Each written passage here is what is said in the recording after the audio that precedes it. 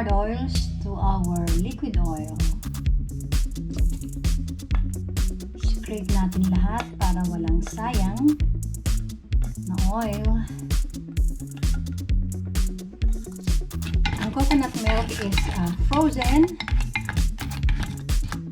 Then we will add gradually yung ating lye to dissolve our lye.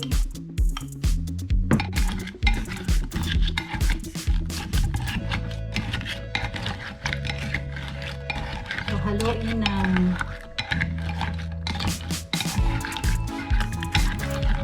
dahan-dahan hanggang sa malusaw ang ating lye solution.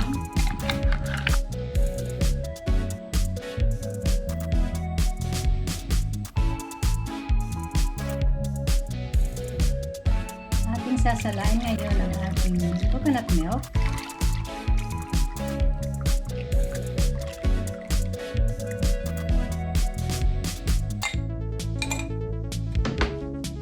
And then haluin. Then we will blend this.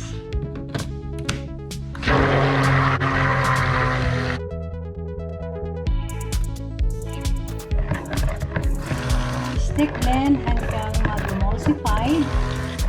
Adding oil and milk or our lye solution, which is milk. I mag-blend well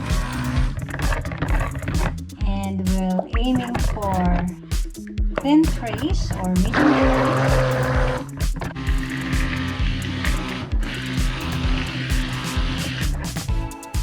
Okay, so ito ay light trays, and then I will make 3 color for this butter.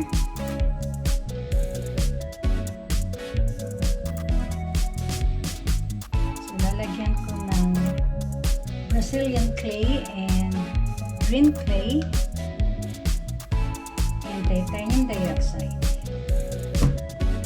So this is coconut milk with clay. So gagamit ako ng dark red Brazilian clay. So for this one, we'll see. And then we will use green. I'll use French green clay for this one, and then titanium dioxide for my base.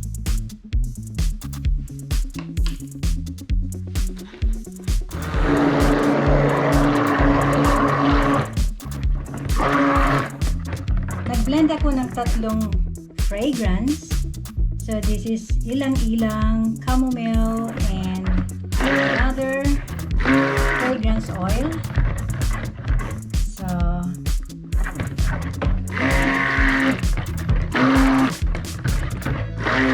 okay naman ang amoy. Smell of flowers. Very flowery.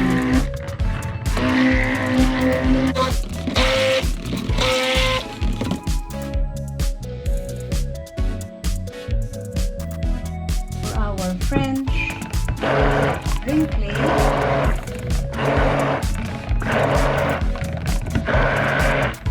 So hindi siya masyadong green. This is a little different. So dadagdagan ko pa siya ng konting French clay. A little darker green. French green clay. Let's see kung medyo magda-dark siya ng konti. Gusto ko mayroong distinction ng white at saka green.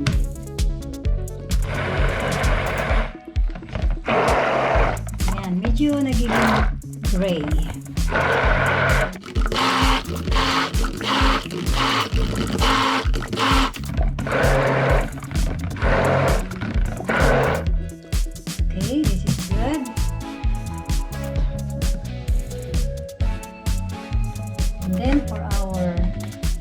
dark red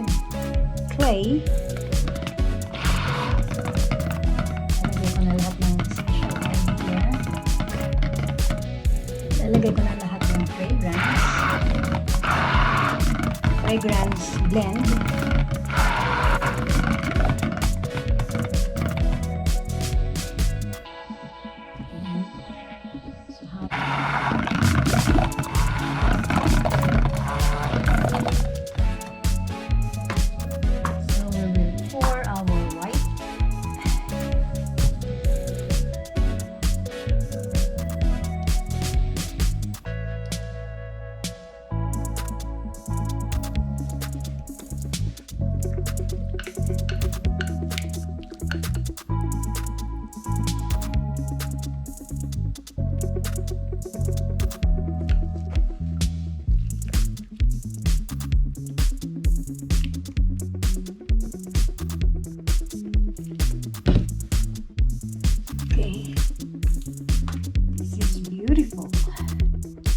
I feel this is looking great.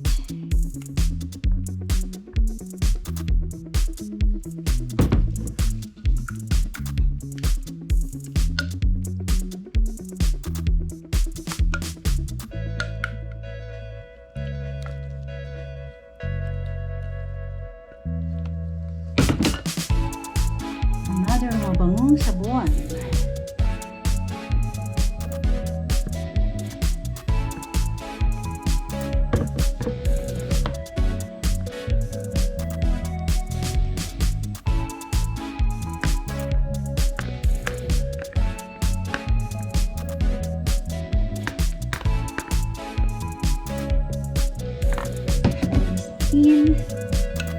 Scrape natin lahat para walang sayang.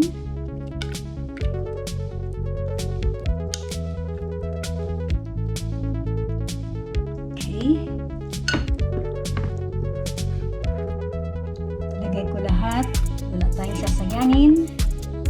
Yeah, let's spread this. Wala pa akong idea kung anong aking top texturing. Then, siguro gawin ko na lang siyang simple.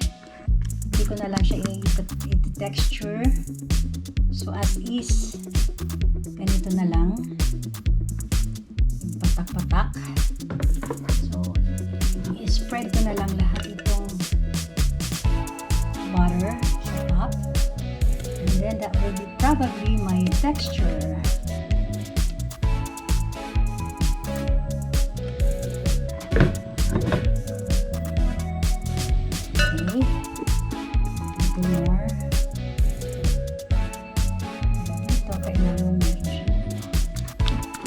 I like this butter.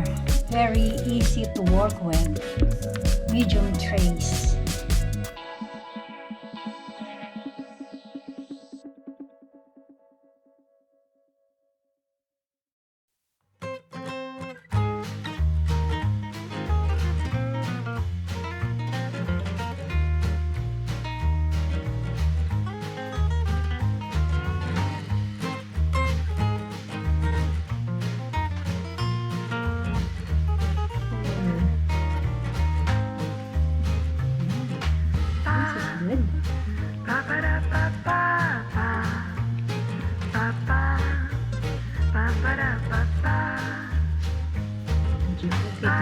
Small spoon. This is better.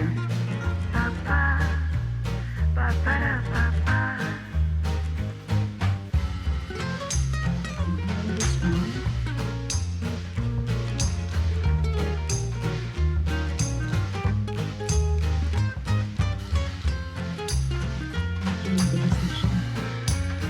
It's still manageable. This is